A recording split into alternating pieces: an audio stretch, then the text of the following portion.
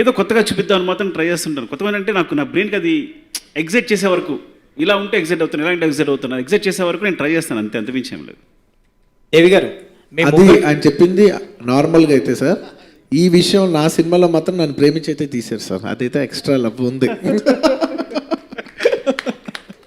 Sir దేవి గారు మీరు ఆయన మళ్ళీ అందరు డైరెక్టర్తో హీరోలతో పనిచేయాలి కాబట్టి ఆయన ఆ మాట అనలేరు, కానీ నాకు అనిపిస్తుంది నా మీద ఎక్స్ట్రా లవ్తో తీసాడు. Thank you. కాకపోతే మధ్యలో ఏం జరిగింది, నేను రవి సినిమా దృష్టిలో పెట్టినాను తప్ప నేను I want to finish my Telugu film, నేను మిగతా విషయం పట్టించుకోవాలా. సో ప్రజలంతా ప్రొడ్యూసర్స్ అండ్ ఫ్రాంక్గా చెప్పాలంటే బన్నీ గారు దే ఫెల్ట్. కానీ ఒకటి చెప్పగలను, మధ్యలో ఇది కరెక్ట్ కాదేమో, పాన్ ఇండియా అంటే మనం అంత చేయలేము, ఇది చేయలేము అని యాక్చువల్లీ వీ లెఫ్ట్, అది మాట్లాడుకుని మనం ఎక్కువ చేసుకోవద్దు వాళ్ళ తెలుగు అని. దెన్ రాజమౌళి గారికి ఎలా తెలిసిందో హీ కాల్డ్ చేస్తే, చూడు నీ సినిమా తెలుగు రిలీజ్ చేస్తే తెలుగు సినిమా, నువ్వు పాన్ ఇండియా రిలీజ్ చేస్తే పాన్ ఇండియా సినిమా. ఈ కాల్ సెపరేట్లీ లేదు సార్, ఐ థింక్ నేను ఏదో వేరే ఆలోచిస్తున్నా, నాకు అర్థం తెలిసింది వింటున్నాను, కానీ మీకు ఒక లాజిక్ అర్థం కావట్లా. మీరు సినిమా ఇండియా అంతా రిలీజ్ చేయండి, నువ్వు పాన్ ఇండియా సినిమా అనుకుంటే అది పాన్ ఇండియా సినిమా అవుద్ది, తెలుగు సినిమా అంటే తెలుగు సినిమా అవుద్ది. అండ్ మరి ఎందుకు ఆయన కాల్ చేయాలనిపించిందో, ఈ called me and again we spoke, and మా ప్రొడ్యూసర్ రాజమౌళి గారు ఇట్లా చెప్పారు అని ఐ స్పోక్ టు బన్నీ గారు అండ్ మైత్రి ప్రొడ్యూసర్స్, మన ప్రొడ్యూసర్ ఇద్దరు నవీన్ గారు గారితో. దెన్ అగైన్ వీ స్టార్టెడ్ ఇట్లా చూడడం మొదలుపెట్టాం. కుమార్ గారు సార్ చెప్పండి. రంగస్థలం పీరియాడిక్ సినిమా, ఇది పీరియాడిక్ సినిమా కాదు. బట్ సినిమాలో డిఫరెంట్ క్యారెక్టర్స్కి, అన్ని క్యారెక్టర్లకి కూడా సాధారణంగా యూజువల్గా హీరోకి మేకవరు, హీరోకి సమ్ డిఫరెంట్ క్యారెక్టరేషన్ ఉంటుంది.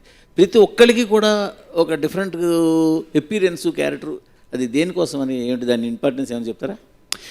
యాక్చువల్గా ఇది కూడా ఒక విధంగా పీరియడ్ మూవీ అనండి. ఎందుకంటే 96 to 2004 అని తీసుకున్నాం మేము టైం, సెల్ ఫోన్ లేని టైం అండి, సెల్ ఫోన్ టైం లేని టైం. కాకపోతే ఎందుకు సెపరేట్గా చెప్పలేదు అట్లా అంటే, ఎర్రచందనం అనేది ఇప్పుడు జరుగుతుంది, అప్పుడు జరుగుతుంది, ప్రజెంట్ టాపిక్ కూడా. సో దాన్ని మేము పీరియడ్ సినిమాని ఎక్కువ హైలైట్ చేయాల, అంటే ఇది కామన్గా ఎప్పుడు జరిగినా ఉండే పరిస్థితుల్లో అన్నట్టు తీసాను అనమాట. సో యూ కెన్ సీ ఇప్పుడు జరుగుతున్నట్టు ఉంటుంది, అప్పుడు జరుగుతున్నట్టు ఉంటుంది. సో అట్లా ఒక నేను తెలియకుండానే ఒక ఏమనాలి, ఇమాజినరీలో ఏమనాలి, ఇమాజినరీ పీరియడ్ అనుకోండి, ఫిక్షనల్ పీరియడ్ అనుకోండి, అట్లా అనుకున్నాం. ఇక క్యారెక్టర్స్ సుకుమార్ గారు అది ఇప్పుడు ఏం జరగట్లేదు, ఇప్పుడు జరిగితే ఎలా అనే దాంట్లో మీరు అనుకుంది, మీరు ఊహించుకుంది, అంతేగా? అలా వచ్చారా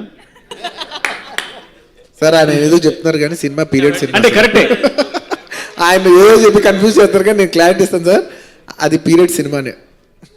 సరే బన్నీ గారు, నేను నాగేంద్ర కుమార్, ఏబిఎన్ ఆంధ్రజ్యోతి ఛానల్. ఇప్పుడు ఓకే పీరియడ్ ఫిల్మో కాదు తర్వాత విషయం, కానీ when it comes to the point of your performance and your appearance in special, ఇప్పుడు నార్మల్గా సోల్ఫుల్ ట్రాన్స్ఫార్మేషన్ లేకపోతే ఫిజికల్ ట్రాన్స్ఫార్మేషన్ అన్నది అంత సులభం కాదని చెప్తారు, as per the histrionics in the acting faculty. ఇప్పుడు మీరు అంత ట్రాన్స్ఫార్మేషన్ వచ్చింది కదా, how could you handle that character created by such a genius director? First of all ఏంటంటే, నా అదృష్టం ఏంటంటే ఇలాంటి క్యారెక్టర్ దొరకటం. అండ్ రెండోది ఏంటంటే, నా మూడ్ ఎలా ఉందంటే సార్, జనరల్లీ ఒక ఆల్ టైమర్లు ఇలాంటి పెద్ద హిట్ పడిన తర్వాత కొంచెం రిలాక్స్ అవుదాం అనే మూడ్ ఉంటుంది. నాకు మాత్రం ఈ సినిమాను పట్టుకుని ఫస్ట్ స్టెప్ అనుకుని వెళితే ఎలా ఉంటుంది, ఇక్కడ నుంచి 10, 15, 20 years పరిగెడితే ఎలా ఉంటుంది అనే స్పీడ్లో నేనున్నా. సో నా మైండ్ సెట్ అలా ఉంది. తర్వాత ఎలా ఉంటుంది అని నాకు తెలియదు, కానీ నా మైండ్ సెట్ ఆ రోజుకి ఇంక ఇక్కడి నుంచి అసలు పాపద్దనే స్పీడ్లో ఉన్నాను నేను. సో నాకు ఇలాంటి క్యారెక్టర్ దొరికినప్పుడు, ఇంత కాంట్రాస్ట్ క్యారెక్టర్, ఎస్పెషల్లీ అలా వైకుంఠపురం నా ప్రీవియస్ ఫిలిం తర్వాత ఇది ఇంత కాంట్రాస్ట్ ఫిలిము, నేనేమనుకున్నానంటే అసలు ఒక వ్యాక్యూమ్ ఉంది తెలుగు ఫిలిమ్స్లో. ఎంత హీరో ఒక క్యారెక్టర్ చేసినప్పుడు మనం ఎంత రస్టిక్కి వెళ్ళినా కూడా తెలుగు ఫిలిమ్స్ వరకు ఒక లెవెల్ వరకు వెళ్తాం, కానీ ఆ లాస్ట్ లేయర్ వరకు వెళ్ళాం. వెళితే ఎలా ఉంటుందని డైరెక్టర్ గారు నేను అప్పుడు మాట్లాడుకున్నాం. తన్నాడు వెళితే ఒకటే చాలా మంచి మాట అన్నారు, డార్లింగ్ ఇలాంటి చేసేటప్పుడు చేస్తే ఆల్ అవుట్ చేసేయాలి, అది తప్పైనా పర్లేదు, అట్లీస్ట్ నువ్వు ఫుల్గా అటెంప్ట్ చేసావనే మాట అయినా ఉంటుంది, వెళ్తే ఆల్ అవుట్ వెళ్ళిపోతున్నారు. ఇంకా ఆల్ అవుట్ వెళ్ళిపోదాం డిసైడ్ అయిపోయాం సార్. ఇంకా డిసైడ్ అయిపోయిన తర్వాత మేకప్ వేసుకుంటాం, డైలాగ్ నేర్చుకుంటాం, ఇంకోటి చేస్తాం. కానీ ఫస్ట్ ఫిక్స్ అయిపోయింది చూసారా, that is the most important.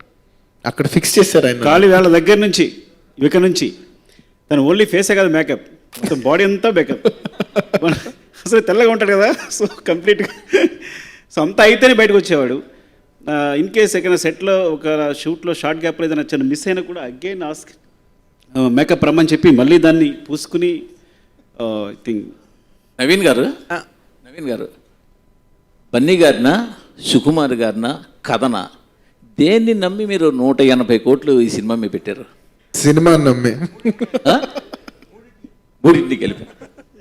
ఇప్పుడు ఇందాక అంటే సుకుమార్ గారు చెప్పిన దాని ప్రకారం నార్మల్గా అది కాస్ట్యూమ్ డ్రామాలు పక్కన పెడితే ఇంత గెటప్ ఇంత అంటే యాంబియన్స్ ఫిల్మ్ అంతా చేసేటప్పుడు నార్మల్గా you don't leave a character completely unsqueezed. దాన్ని కంప్లీట్గా పిండి ఆ క్యారెక్టర్లో ఎంత ఉందో అంతా లాగేసే టైప్ కదా మీరు. ఇందులో ఇది అంతేనా? కాంప్లిమెంట్. ఇప్పుడు డైరెక్టర్ నార్మల్ గా ఆర్టిస్ట్ నుంచి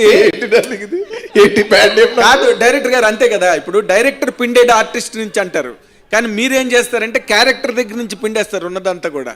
ఇప్పుడు ఇందులోని ఈ క్యారెక్టర్ చేసేటప్పుడు to what level you reached the character and what is the benefit you have given to the character from your side? Sir నాకేంటంటే ఇవాళ మధ్యాహ్నం ఫ్లైట్లో దేవి గారితో ఇదే మాట్లాడుతున్నాను. నేను ఎప్పుడు మామూలుగా పని చేసేప్పుడు ఎలా అనుకుంటానంటే డైరెక్టర్ నాకు ఒక ఆపర్చునిటీ ఇచ్చారు, ఎంత రస్టిక్ క్యారెక్టర్ అనే ఆపర్చునిటీ ఇచ్చారు. ఆ కోణంలో చాలా స్పేస్ ఉంటుంది, మనం ఎక్స్ప్లోర్ చేయం. ప్రతి షాట్లో ఇప్పుడు ఇతను చిత్తూరు కుర్రోడు, ఇతను కూలీ, ఒక సపోజ్ కూలీ క్యారెక్టర్ తిరిగే చూసాను. మామూలు మనకు షార్ట్ పెట్టారు, ఇలా చూడమన్నారు, చూసాం. సరే జస్ట్ ఒక లుక్ అయినా సింపుల్ క్లోజప్ టక్కని చూసాం, అయిపోయింది. బట్ ఎతకాలి, ఒక కూలీ చూస్తే ఎలా ఉంటుంది ఎతకాలి, ఇంకేమైనా కన్వే చేయొచ్చా ఎతకాలి. ఎవ్రీ షాట్ ఎతుకుతూనే ఉంటాను నేను.